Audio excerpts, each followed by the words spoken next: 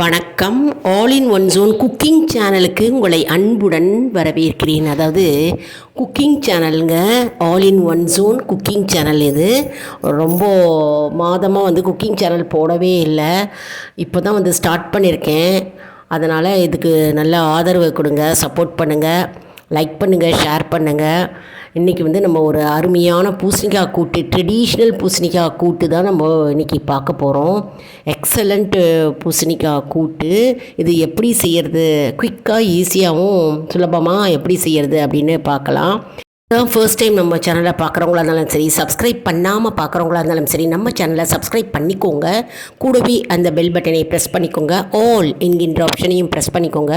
அப்போ தான் நான் போடுற வீடியோஸ்லாம் ஒவ்வொன்றும் உங்களுக்கு நோட்டிஃபிகேஷனில் மிஸ் பண்ணாமல் தெரிய வரும். சரி வாங்க, இந்த ஃபஸ்ட் கிளாஸ் அருமையான ஏன்ஷியன்ட் ரெசிபி நம்ம பார்க்கலாம் வாங்க.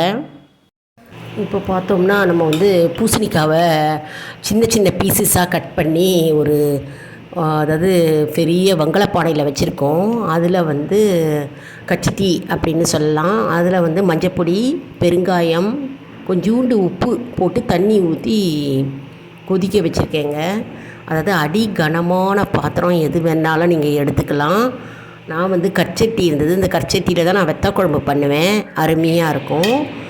அதுக்கப்புறம் ஒரு வாணலியில் மிளகா வற்றல், தனியா, அப்புறம் துவரம்பருப்பு கொஞ்சோண்டு 1 ஸ்பூனு, அப்புறம் மிளகு 1 ஸ்பூன், சீரகம் 1 ஸ்பூன், தேங்காய் ஒரு 5-6 பீசஸ்ஸு, அப்புறம் வெந்தயம்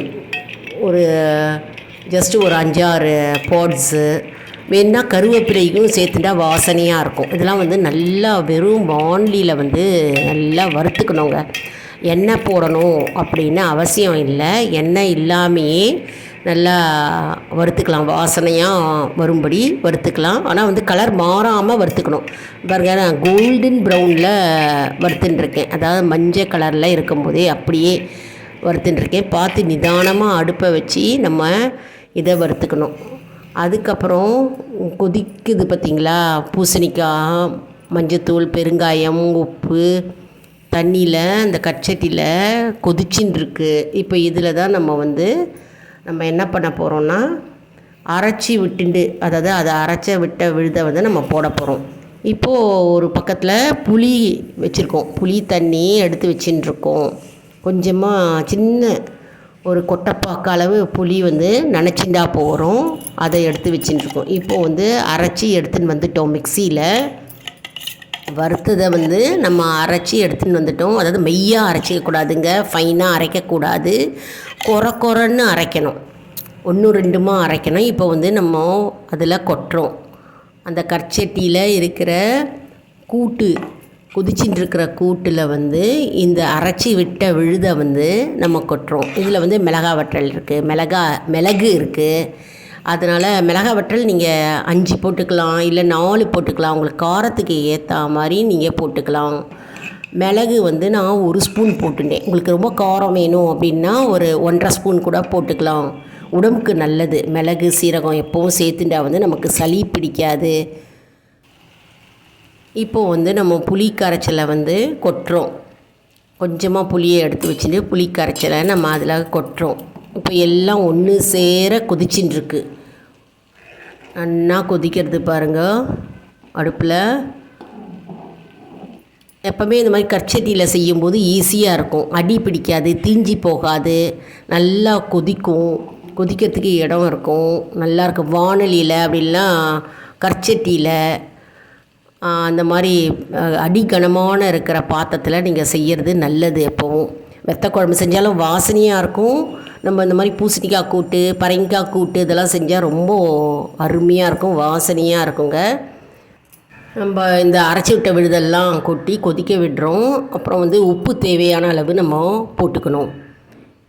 ஏற்கனவே பெருங்காயம் போட்டாச்சு, மஞ்சப்பொடி போட்டாச்சு, அதெல்லாம் போட்டு கொதிக்க வச்சுட்டுருக்கோம். இப்போது நம்ம தாளிச்சிக்க போகிறோம். தாளிச்சிக்கிறதுக்கு கடுகு 1 ஸ்பூன் எடுத்துட்டுருக்கேன். இப்போ வெந்தயம் பாருங்கள், வெந்தயம் ஒரு 10 வெந்தயம் எடுத்துட்டுருக்கேன். அப்புறம் சீரகம் ஜஸ்ட்டு ஒரு 1/4 ஸ்பூன் அளவுக்கு நம்ம எடுத்துட்டா போகிறோம். அதுக்கப்புறம் நம்ம வந்து என்ன பண்ண போகிறோம்னா உளுத்தம்பருப்பு 1 ஸ்பூனு அது போட்டுண்டா போகிறோம். இது வந்து இந்த ஒரு தாளிப்பு கரண்டி இருந்தால் இந்த கரண்டியில் போட்டு நம்ம வந்து வறுத்துண்டா ஈஸியாக இருக்கும். டக்குன்னு அலம்பி வைக்கிறதுக்கும் ஈஸியாக இருக்கும். கொஞ்சோண்டு 1 ஸ்பூன் எண்ணெய் சேர்த்துண்டு இதில் வந்து நம்ம கொஞ்சம் பெருங்காயம் வாசனைக்கு இதில் பெருங்காயத்தை வறுத்து போட்டுட்டா ரொம்ப நல்லாயிருக்கும். மிளகாய் வற்றல் வந்து 1 மிளகாய் நான் போட்டுருக்கேன் கிள்ளி. நீங்கள் 2 மிளகாய் கூட போட்டிருக்கலாம். இதை இப்போ வறுபட்டு எடுத்து இதை வந்து நம்ம இதில் கூட்டில் சேர்த்துக்கிறோம். தாளிப்பை வந்து கடைசியில் கூட்டில் சேர்த்துட்டு நம்ம நல்லா கலரி விட்டு இப்போவே வாசனை கம நீங்கள் அடிக்கிறது நல்லா உப்பு காரமாக இருக்கும். அருமையான ஃபஸ்ட் கிளாஸ் ட்ரெடிஷ்னல் கூட்டுங்க இது. இப்போ பூசணிக்காய் கூட்டுன்னு 2 மெத்தடில் செய்யலாங்க. இது வந்து ட்ரெடிஷ்னல் ஏன்ஷியன்ட்டு கூட்டு, அதாவது வறுத்து அரைச்சி விட்டு நம்ம இதில் சேர்த்துக்கிறோம். அப்புறம் புளி குத்தி நம்ம எடுத்துக்கிறோம். இதில் வேணுன்னா பருப்பு சேர்த்துக்கலாம். துவரம் பருப்பு வேண்டான்னா அதை விட்டுடலாம், ஆப்ஷனல் தான் பருப்பு. ஏன்னா பருப்பு வந்து வாய்வுன்ட்டு சில பேர் சேர்த்துக்கிறது இல்லை. அதனால் வேணுன்னா சேர்த்துக்கலாம், இல்லைனா இல்லை. இஞ்சி வேணுனாலும் நம்ம சேர்த்து அரைச்சிக்கலாம், அப்பவும் நல்லாயிருக்கும் வாசனையாக. இஞ்சி வாசனை பிடிக்காதவங்க வந்து அதை சேர்த்துக்க வேண்டாம். இப்போது பார்த்தோம்னா இது ஒரு வகையான கூட்டு. இன்னொரு வகையான கூட்டு என்னென்னா, பூசணிக்காய் தண்ணி விட்டு கொதிக்க விடும்பொழுது அதில் உப்பு பெருங்காயம் போட்டு கொதிக்க வச்சிடணுங்க. கொதிக்க விட்ட பிறகு நம்ம வந்து பச்சையாகவே ஒரு 5 அல்லது 6 தேங்காய் வெள்ளை, சீரகம், பச்சை மிளகாய் நல்லா அரைச்சி விட்டுட்டு நம்ம இந்த கொதிக்கிற கூட்டு இருக்குது இல்லையா, அந்த கூட்டில் கொட்டிட்டு நல்லா தாளித்து கொட்டிட்டு கொதிக்க விட்டுட்டு கீழே இறக்கி வச்சுட்டு கடுகு, பெருங்காயம், உளுத்தம்பருப்பு, கருவேப்பிலை போட்டு தாளித்து கொட்டினோடனே இதில் என்ன பண்ணுவோம், இந்த வகை கூட்டில்னா நம்ம புளி சேர்க்க மாட்டோம். புளி சேர்க்காமல் தயிரை வந்து நல்லா அடுப்பில் கொதித்த பிறகு கீழே இறக்கி வச்சுட்டு ஒரு 5 நிமிஷம் கழித்து நல்லா தயிரை நல்லா கரைச்சி விட்டுட்டு இந்த கொதிச்சின்னு இருக்கிற கூட்டில், அதாவது கீழே இறக்கி வச்சுருக்கோம் இல்லையா, ஆற வச்சு ஒரு 5 நிமிஷம் கழித்து அந்த கூட்டில் வந்து நம்ம இந்த தயிரை கொட்டி கடைசியாக கலப்போம். இது வந்து அருமையாக இருக்கும். அது வந்து வெள்ளை கலரில் இருக்குங்க பூசணிக்காய் கூட்டு. அது ஒரு மாதிரி சுவையாக இருக்கும். வெள்ளை கலர்லன்னா பச்சை மிளகா போட்டிருக்கோம் பார்த்தீங்களா, பச்சை மிளகா, தேங்காய், சீரகம் தானே. அப்போ அது போடும்போது வெள்ளையாக இருக்கும் கூட்டு, நல்லா வெள்ளைன்னு. தயிர் வேறு சேர்த்துருக்கோம். அப்புறம் அதில் என்ன இருக்குது, கருவேப்பிலை இருக்குது, பெருங்காயம் இருக்குது, உப்பு இருக்குது, தயிர் இருக்குது. அது ரொம்ப பிரமாதமாக இருக்கும். கட்டிங் வந்து இந்த மாதிரி சைஸில் கட் பண்ணிங்கன்னா அருமையாக இருக்கும். காய் எப்பவுமே நம்ம கட் பண்ணும்போது நமக்கு அதை பார்க்கும்போதே நமக்கு சாப்பிட்ணும் அப்படின்னு நமக்கு பசியே தூண்டும். அதனால் நம்ம காய் கட் பண்ணுற ஒரு ஆர்ட் அது ஒரு தனி ஸ்கில்லு காய் கட் பண்ணுறதுன்னு. நம்ம பெருசாக கட் பண்ணோன்னா அது பிடிக்காது சில பேருக்கு. இது ஒரு ஸ்கொயராக கட் பண்ணோன்னா ரொம்ப அருமையாக இருக்கும்.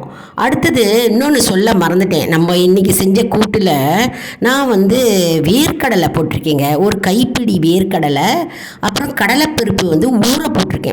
கடலைப்பருப்பு வந்து 2 ஸ்பூன் முன்னாடியே ஊற வச்சுட்டு அது ஒரு அரை மணி நேரம் ஊறினா கூட போகும். அது ஊறின பிறகு நம்ம அந்த கூட்டில் கொதிச்சுட்டு இருக்கிற கூட்டில் போட்டு கடலைப்பருப்பு, வேர்க்கடலை போட்டு கொதிக்க வச்சா ரொம்ப நல்லாயிருக்கும். உடம்புக்கும் சத்து. ஏன்னா வந்து பல்சஸ் உடம்புல சேரும்போது நமக்கு உடம்புக்கு ப்ரோட்டீன் இல்லையா, வேர்க்கடலை, கடலைப்பருப்பு அதெல்லாம் போட்டு நடுவில் வாயில் தென்படும் சாப்பிடும்போது, அது அருமையாக இருக்கும். இப்போது நம்ம அதே ப்ரொசீஜர் தான் நம்ம வந்து இந்த வெள்ளை கலர் கூட்டுன்னா தேங்காய், பச்சை மிளகாய், சீரகம் போட்டு வெறுமனை அரைச்சி விட்டு தயிர் ஊற்றி சேர்க்குற அந்த கூட்டுக்கும் இந்த கடலைப்பருப்பு போட்டு கொதிக்க விட்டு நம்ம கீழே இறக்கி வைக்கலாம். அப்படியும் அதுக்கு செய்யலாம். அதனால் இது வந்து 2 விதமான கூட்டாக நம்ம செய்யலாம். இன்றைக்கி வந்து நான் புளி குத்தின கூட்டு செஞ்சுருக்கேன். வறுத்து அரைச்சி கொட்டின புளி குத்தின கூட்டு நான் செஞ்சுருக்கேன். இன்னொரு நாளைக்கு நான் வந்து அடுத்த வீடியோவில் பார்த்தீங்கன்னா நான் வந்து அந்த ஒயிட் கூட்டு, அதாவது தயிர், பச்சை மிளகாய், தேங்காய், ஜீரகம் போட்ட கூட்டு வந்து நான் எப்படி செய்யறது அப்படின்றது நான் அப்லோடு பண்ணுறேன். அதையும் பாருங்கள். அருமையாக இருக்குங்க. இதெல்லாம் வந்து கூட்டு, பூசணிக்காய் கூட்டு வந்து ஒரு சிலர் வீட்டில் தான் செய்கிறாங்க அடிக்கடி. சில பேர் வீட்டில் செய்யறதில்ல. இது நீர் சத்து அதிகமாக இருக்குங்க. நமக்கு வந்து உடலில் நீர் சத்து இருந்தாக்க நம்ம உடல் வந்து ஆரோக்கியமாக இருக்கும். எப்போவுமே தண்ணி நிறையா குடிக்கணும். நீர் சத்து உள்ள ஆகாரமாக நம்ம எடுத்துக்கணும். பூசணிக்காய், பரங்கிக்காய் மற்றும் வந்து வெள்ளரிக்காய் இதெல்லாம் வந்து நம்ம தோலை சீவி நறுக்கி வெள்ளரிக்காய் பச்சடி செய்யலாம். தயிர், தேங்காய் போட்டு வெள்ளரிக்காவை வந்து பொடி பொடியாக அப்படியே நறுக்கி போடலாம். அப்படிலாம் துருவிட்டும் நம்ம போடலாம். பச்சையாகவே அதை கொதிக்க விட வேண்டாம். அது நமக்கு நீர் சத்து சேரும். நம்ம பாடியில் டீஹைட்ரேட் ஆகாமல் இருக்கும். இதெல்லாம் வந்து நீர் சத்து உள்ள காய்களும் நம்ம சேர்த்துக்கணும். எப்போவும் நம்ம கத்திரிக்காய், கோவைக்காய், வெண்டைக்காய் அப்படியே சாப்பிடாம இதெல்லாம் வந்து இந்த மாதிரியும் சாப்பிட்லாம். இப்போது பூசணிக்காய் நம்ம கூட்டு செஞ்சுருக்கோம். சாம்பாராகவும் நம்ம இந்த பூசணிக்காய் வந்து நம்ம செய்யலாம். சாம்பார் செஞ்சோன்னா அதுவும் அருமையாக இருக்குங்க. அதுக்கு பருப்பு விட்ட சாம்பார் போட்டால் அது பிரமாதமாக இருக்கும். இந்த காரக்கூட்டுக்கே வந்து புளி குத்தின கூட்டுக்கே பருப்பு வேணும்னா சேர்த்துக்கலாம், இல்லைன்னு நான் சொன்னேன் இல்லையா. அது வந்து நான் பருப்பு சேர்க்காமல் பண்ணேன். இது ஒரு விதமாக இது நல்லாயிருக்கும். நம்ம மேலே வந்து கார்னிஷிங்க்கு கொத்தமல்லி, கருவேப்பிலை அதெல்லாம் போட்டுட்டோம்னா கமகமன்னு வாசனையாக நம்ம சாப்பிட்றதுக்கே பசியை தூண்டும் கூட்டு. சுட சுட சாப்பிட்டாக்கா இன்னும் நமக்கு வந்து நல்லா திருப்தியாக இருக்கும். சாப்பிட்றது சுட சுட நம்ம இலையில போட்டு சாப்பிட்டா பிரமாதமாக இருக்கும்.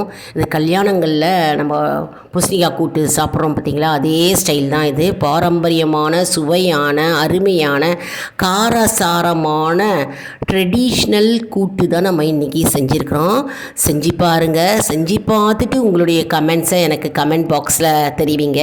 மற்றும் நீங்கள்லாம் எந்த ஊர்லேருந்து நீங்கள் இருக்கீங்க, எந்த ஊரில் என்னென்ன கூட்டெல்லாம் நீங்கள் செய்கிறீங்க அப்படின்றத எனக்கு கமெண்ட் பாக்ஸில் தெரிவிங்க. நாங்களும் தெரிஞ்சுக்கிறோம்.